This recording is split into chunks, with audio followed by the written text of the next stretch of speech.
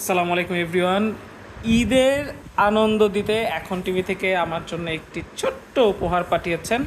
আসেন আমরা দেখি, একটু ঘুরাই, তবে একটু হেল্প করো, অনেক ওয়েট।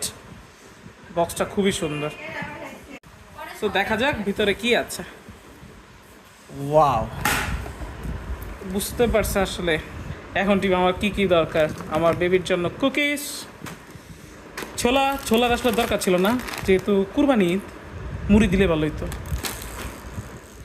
আটা পরোটা বানায় খাওয়ার জন্য আছে বেঙ্গলের ক্লাসিক তীরের বিরিয়ানি মশলা, ভেরি গুড। গরুর মশলা, আমি খাসিও খাই, খাসির মশলা দিলে ভালো হতো। লবণ, বেবির জন্য কিছু চকলেট,